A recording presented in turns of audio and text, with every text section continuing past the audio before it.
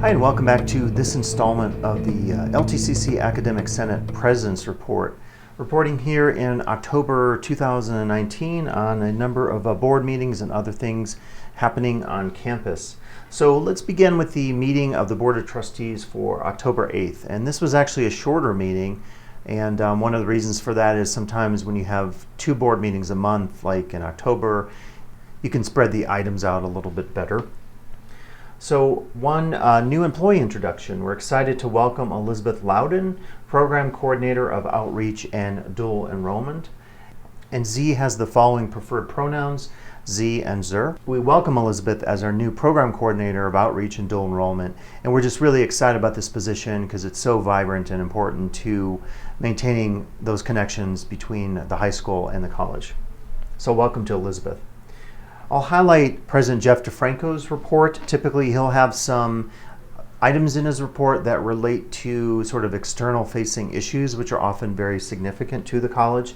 The first of these was a guest opinion that he penned for the Tahoe Tribune, and this was September 30th, and it's called Fulfilling the Promise at Lake Tahoe Community College, and it really does draw on a lot of the information from SOCA, the State of the College Address.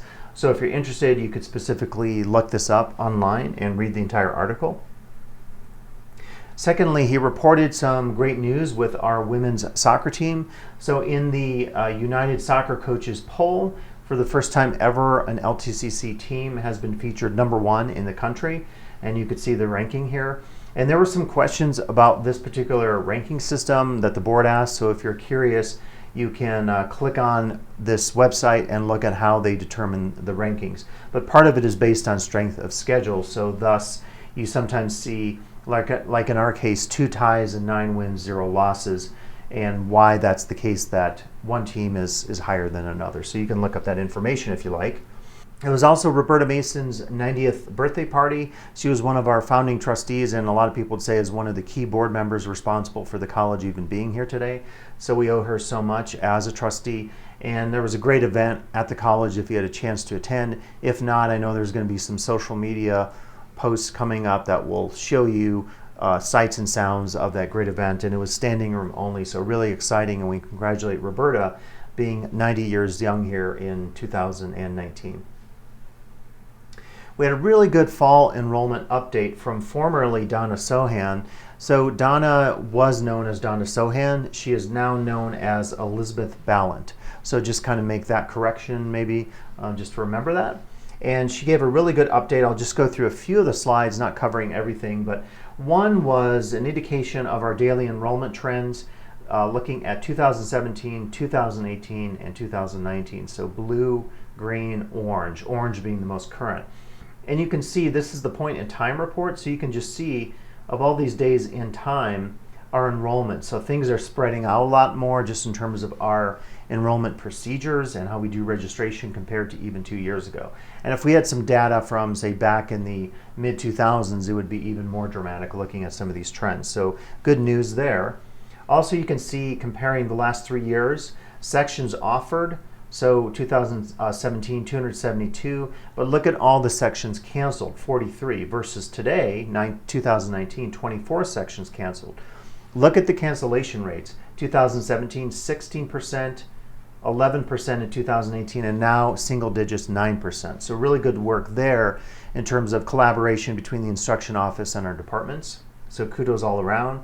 You see our enrollment numbers and our WISHE weekly student contact hours, which is such a great indicator for any college. If you want to look at one indicator, you often want to look at weekly student contact hours. So 21,095 versus 17,859 in 2017. And look at the average class size. So this 16.7 in 2017, 18.5 in 18, and 19.2 in 19. So we're also becoming more productive. Enrollments are going up, we're canceling less, and we're more productive in terms of our class size. So it's just like good news all around for sure. And kudos to the faculty for all their hard work on this, because we're the ones, doing the work in the classrooms. You can also look at some other trends here. This is headcount by unit total, part-time versus full-time, and you can see part-time students have declined in these years here, down 14%. Full-time students up 4%, and then 12% if you just look at 18-19 versus 15-19. And this is good news, because with the Promise program, we're saying for you to be successful at the college, you have to be a full-time student. And we're defining that as between a minimum of 12 units to 15 units. So this is actually good news for us in terms of trying to get students on track for completion in terms of what's happening with our Promise efforts. And then we can also see our incarcerated student program update, our ISP numbers. You could see the headcount by total, 2015, 129, moving up steadily, and now 449. So a lot of good news there as well in terms of the increase in enrollments. And then the last slide to look at is first-time, full-time students meeting residency requirements. So you're seeing now this chunk here, that color on the graph, is our Promise students. So Promise is having a pretty dramatic impact just on full-time student status here at the college, which is of course intentional because we're really stressing that with retention. And if you want more information, you could read the entirety of Elizabeth's report from the board meeting, so please check that out. I also want to give you an update. I'm not going to say a lot about this item because in the last September report I gave you a pretty extensive overview of what the board was considering in terms of residential housing. Keep in mind, the plan was to only look at that option 3, which is a combination workforce housing and student housing on the El Tahoe area there, really right on the highway. And the idea behind this was we couldn't have a sustainable, financially sustainable project that would include on-campus only student housing. So the board looked at it, they talked about it for yet another hour, and we were coming up to almost a deadline here in November where the board had to open it up for an industry forum to really see if there's interest out there. The board felt like the best thing was to wait on a decision for now, to come back to this matter later, but to still take the data that we have and push it out to some of our partners out there, like the Conservancy, any other agencies, Tahoe Prosperity Center, because certainly workforce housing could make sense for the city to do it, for one of those other agencies to do it. We wouldn't necessarily have to take the lead in this, and there could be other locations in the community where it might indeed make some sense to have workforce housing. Brings in a lot of issues. Some of the board members were concerned about safety and security. If our students were living there, how would this work out? You're taking on all these people from the community who aren't necessarily part of our college. They could be. They could take some classes as a result of living on campus. But then you almost turn into a 24/7 campus, and you have issues with security and access and all those kinds of complex matters. So that itself made it a challenge. Another challenge to go with it right now was bond status and the fact of construction cost increases and so forth. And then a final thing that was brought up was the board and the district really needs to look at our current student housing at the Aspen property at 3681 to see what's happening there. Do we have full occupancy? Currently in October 2019, we're at about 17 students, and so we need maybe 14 more to get to 31, which is our max capacity. So what the district probably needs to do is also look at how many of those students will continue to be residents next year. So sort of your refilling rate for next year, you need to see what that's going to be like. So if you have 2 years, a year or two under your belt, you can then maybe make a little better decisions about, do we need an actual on-campus facility that would be a combination of workforce and student housing? So the board said, let's wait on a decision for now, revisit the matter later. And it seemed pretty prudent based on all the data that was presented in the last 2 board meetings. So kind of just put that on hold and see what happens. I'm sure you're going to hear more about it in the future. As I said, we'll still continue, the district will reach out to certain partners, potential partners, and say, hey, you know, we did this study, would you guys be interested? What might this look like for you as an investor? And then, you know, what are some of the possibilities there as far as sharing costs? If we got an endowment, if we got some money up front, if the district even absorbs, say, $1 million or $2 million in the project, that could also be an opportunity to look at some creative financing there in terms of this project, which would be a P3 collaborative project between different entities, including the college. So we'll come back to this later for sure. And that was really it for that board meeting. So a rather shorter board meeting for a change, because some of the last few have been pretty long. I wanted to mention a couple of items from the PAC, or President's Advisory Council, from October 10th, 2019. So the first of these was a conversation about employee packets, and there's some challenges happening right now in HR or HR has people working for us. They could even be instructors, and those instructors haven't completed either their payroll packets or some other documentations like TB tests or I-9s or whatever. So really, really important that we all co-message this together. I'm having some conversations with Laura connected to my new onboarding role, where maybe we could collaborate on some sort of shared document that a number of us on campus could have access to, and thus we could see in the columns what items are completed and what still need to be completed. I think it's a real concern to have any of us teaching and not having their packets completed. It's something we really need to nip in the bud and make sure that we don't have this as an ongoing issue, because it really does affect the efficiency of the organization. So more to come on that, I think. And then secondly, Diane Lewis from marketing presented on some scheduling changes. So you're familiar with the fact that we're now doing essentially 2 schedules together. So it will be winter and spring combined. And then there's been a change in the process of how the faculty have been involved with the instruction office in creating the schedule. And then now the schedule is getting handed off from Ricky and Terry, the office that used to be in instruction, now where work experience, or now where Katie Bongard's old office was in terms of dual enrollment. And what's happening now is that's going to marketing a little bit earlier. Diane mentioned that there's some significant changes happening in the schedule, taking a lot of information out that maybe is unnecessary or redundant, getting the size of the schedule more manageable so it's more student friendly, as the president said today in the PAC meeting.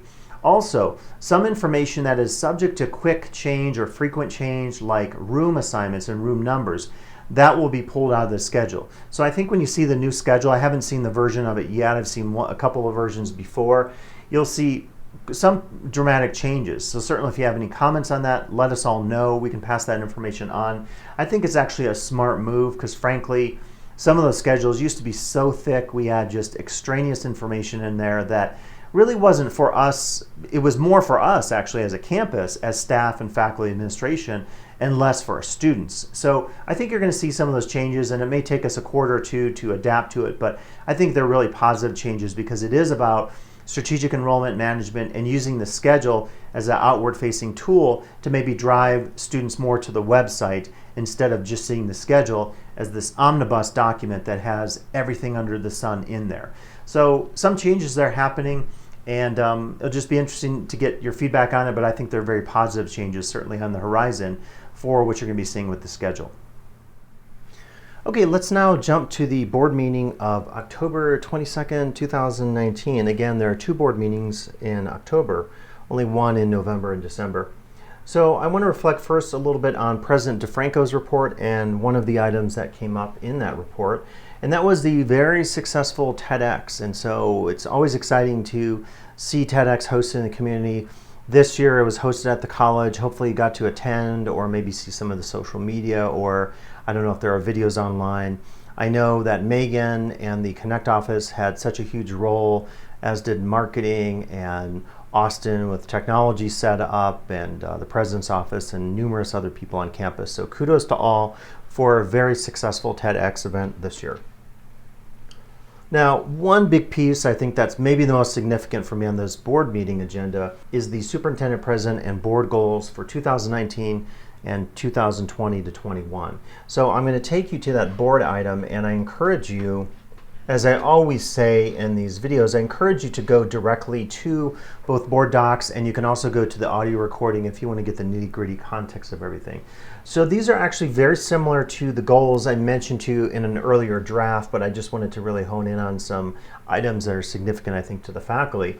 Goal 1 is to reimagine financial support services for students to increase access to financial aid, loans, and on-campus student employment. And there are some strategies and outcomes for each of these areas. I won't go through all the details on this, but keep in mind that for years, many of us have been saying that this is a key goal to really increase the support services, including financial services, that are offered to our students. And I know very recently in the State Assembly, there was a bill that was very similar to this, considering additional wraparound financial services for students. You're very familiar with the fact that on campus we have the food pantry, book lending program. Of course, Promise is providing a lot of freebies and opportunities for students in terms of tuition, bus passes, money from the bookstore, and many other areas as well. So it's great to hear this goal. Goal 2 is build out a completion-focused Lake Tahoe College Promise program in alignment with the Promise Scholars Program replication metrics. So this is really key for many of us on campus, including myself, involved in either the Promise classes or aspects of Promise in terms of counseling or student services and the student experience. So it's always great to have the board and superintendent president giving you the foundation, then you can deliver on that foundation. So that's excellent to see as well. Goal 3, solidify guided pathways in our campus systems and the student experience.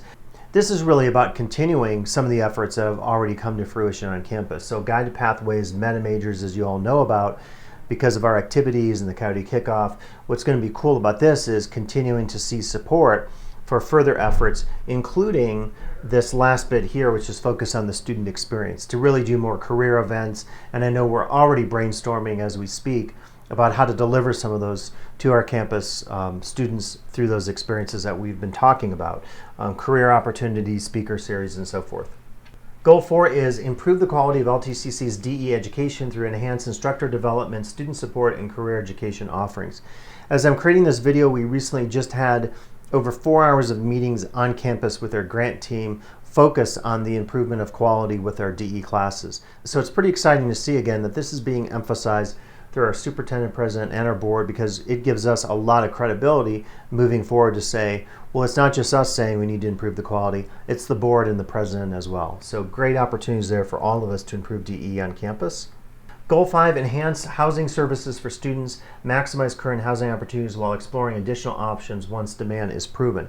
So this really goes along with what I just mentioned in my last Board of Trustees meeting update, which was to say the board is waiting to see and assessing exactly what the level of support should be in terms of future student housing. So obviously the goal is there. What is going to be played out in terms of what that looks like besides our Aspen property remains to be seen. As we speak, we're still trying to hire a temporary housing coordinator and make some additional efforts to really prop up the foundations that are necessary to deliver all the things that are required for student housing. It's really challenging, as many of us remember maybe from our dorm room days if we lived in a dorm. So it's great to see that the board is committed, but they're also very careful about what will happen next in terms of potential future opportunities with housing. Goal 6, plan and design modernization project improving classrooms, labs, and student support areas. So clearly part of this will connect to the remodel for efficiency, and we'll have to see if this will also connect to additional initiatives down the road in terms of improving classroom spaces and student support areas. There's a lot of physical change on campus as of late, so I wouldn't be surprised to see even more, and this would be keeping in line with that effort to improve and modernize our campus physical facilities. Goal 7, focus advocacy efforts to secure local, state, and federal funds for Lake Tahoe Basin Public Safety Training Center. I know Brad Deeds is heavily involved in this one, talking about maybe something even down at the airport where we can have a regional public safety training facility that would have, a burn tower and things of that nature. So it could be a real opportunity for the college to bring in more students, create academies. It would also be good for the local community in terms of increasing the number of people coming to our area to take part in some of these trainings. So that one's particularly exciting as well.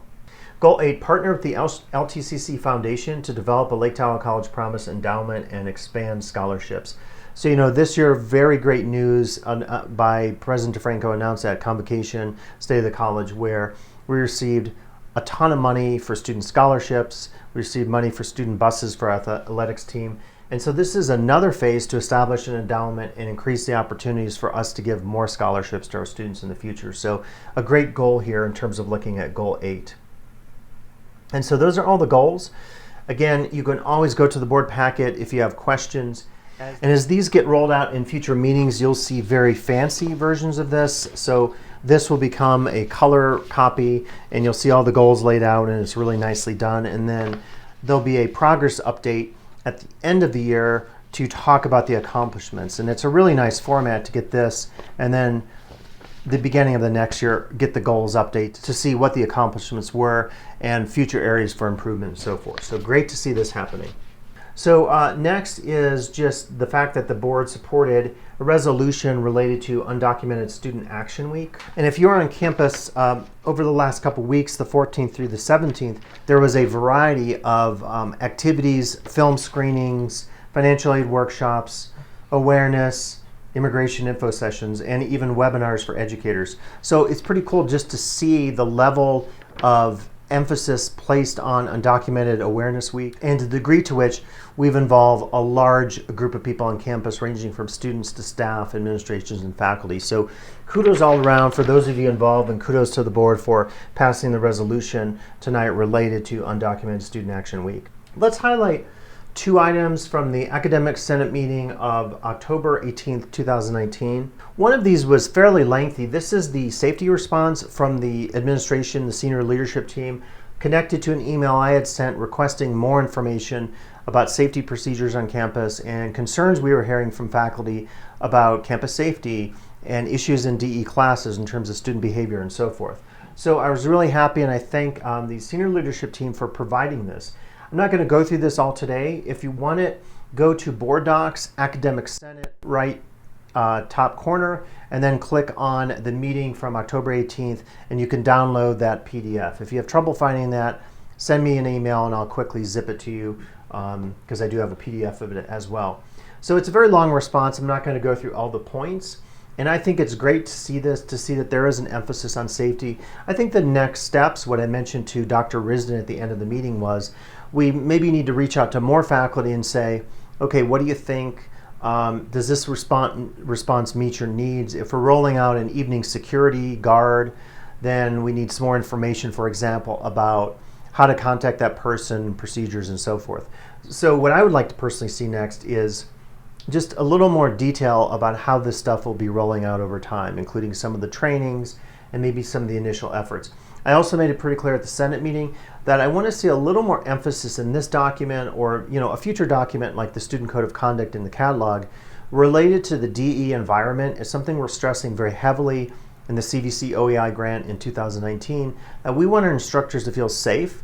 And I was just talking with a part-time instructor today who said it's not just about a student saying something violent. It could just be a harassing comment or an insult to an instructor or another student in the class. So we need to prop up our support in terms of our foundation in the catalog to make sure we cover all our bases.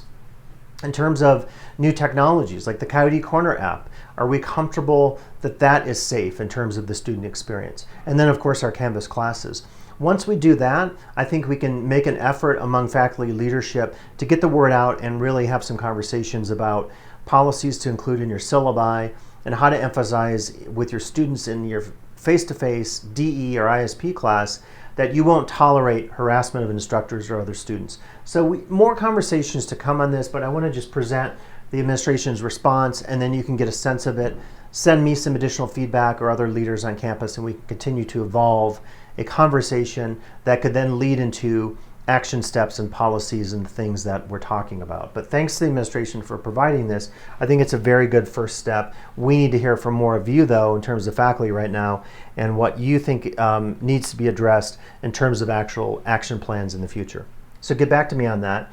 The second item I want to mention, Melanie Chu discussed periodicals holdings, and I'd like you to, if you could, read the attachment. There is action requested. Basically, the short of it is, it's really expensive to maintain periodicals on campus, particularly like newspapers, the New York Times. And so the thought among the officers and senators present, as well as Melanie, was to really move towards more digital subscriptions, and that allows more students to widely access those subscriptions either on campus with their phone, tablet, or Chromebook or whatever, laptop, or if they're not local on campus, whether faculty or students, they can easily access those resources that don't require them to come physically to campus to actually read the paper.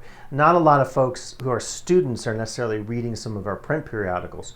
So take a look at this, get back to your representatives on the Senate, or get back to me and let us know a direction forward, because we really do need to give Melanie Chu some feedback about how to move forward with this. My personal vote is to move towards the electronic forums, because we serve so many more students that way than we would with print. But if you don't agree with me, please get back and let me know, or let your reps know on the Senate. So a couple more odds and ends to cover here as we close out the report. One is there's a recent committees video I recommend to you. And if you go to YouTube, you'll find that. And my plan is to send it out with this email message, so you should be getting a copy of the committee's video. If you don't have that URL, I can share it with you. But I really recommend this because it's a conversation about what committees are, how our governance structure works, what a standing committee is versus an ad hoc committee, why are there so many committees, how do people get appointed to committees, what should committees be doing, tips for committees, and then a breakdown of every single committee I could think of on campus and what that committee does, its charge, its goals, its area of expertise that it looks at, and so forth. So please check out that video because it does supplement some of what I'm talking about in this President's Report.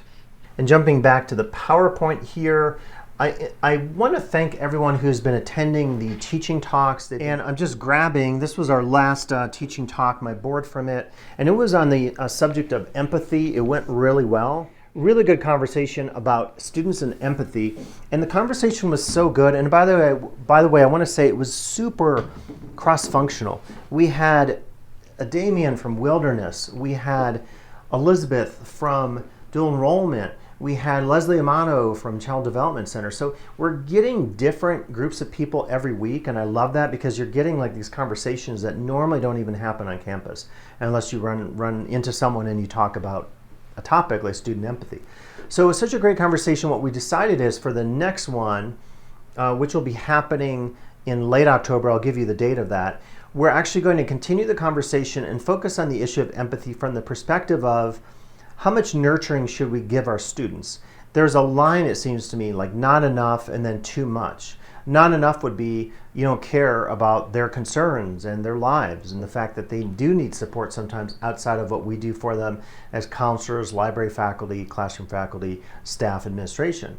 But the other side of it is sometimes we might go too far and nurture students so much that they transfer to a UC or CSU if that's their goal, and all of a sudden they don't get that same level of support. So maybe we set them up for an expectation that isn't going to be there at the next level. So I think it'll be a great conversation, so I encourage all of you to attend. Check your boxes for the flyers, check for my email. You can participate virtually, as always, through the URL that I provide for you. And if you ever want that URL, the quickest way to get that is to go to my new teaching site, and that is www.ltcc, all one word, teachingandlearning.com. And when you get there, click on the very right corner, which is workshops at the top, and it lists every single event that is being offered. And in fact, I forgot I even included this, but the next one then is happening on 10/29 in E100 and also virtually, and the URL to participate in that is right here. October 29th, which is always a Tuesday, from 12 to 12:45 in E100 or virtually. So please participate if you're interested. I really do recommend these teaching talks. They've been just wonderful from a collaboration standpoint and a cross-functional conversation standpoint.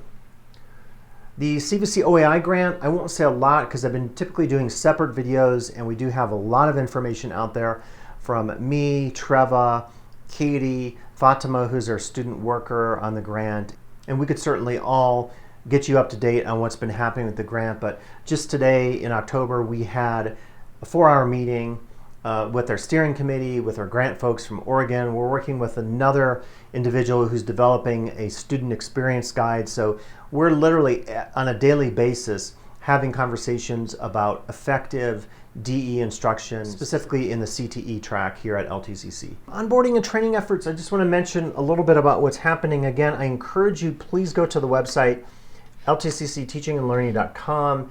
If you go to that website, you will see all the stuff I've been developing, and I appreciate your patience because there's a ton of content, literally probably over 100 videos that I've done, and I don't know how many content pages that discusses every aspect that I could think of in terms of the faculty experience. And I'm calling this, by the way, onboarding and training experience. If you've been on campus for 10 years, you're not being onboarded anymore, but maybe you have some questions about ISP. Well, guess what? You can click on the ISP tab and you could hear Shane, Tori, Garrett, Danny, Miguel talking about their experiences in ISP. Or how do the student packets work in ISP? Or what about the Coyote folders kind of thing? And so it's a great opportunity really to just catch up on some campus offices.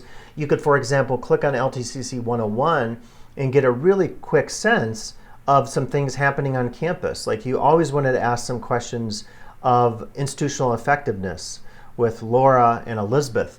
and you could click on institutional effectiveness and really hear a great conversation I had with them connected to faculty experiences with research and data on campus. The library with Melanie, the foundation with Nancy. So just a wealth of experience and knowledge here that you could partake in. So I really encourage you to check out ltccteachingandlearning.com, one word, and really see just all the stuff that's out there. In the future, I'm continuing to build out all the tracks. I have DE built out, and then our basics track, and ISP, a lot of it. I'm still working on face-to-face, so there will be some future content videos, but as of this date in October, I haven't shot any of these yet, and I haven't laid out the resources. But there's a lot happening. I just wanted you to know of the opportunities to participate in this and to really engage your fellow faculty members on campus connected to so many of these areas that I think concern us.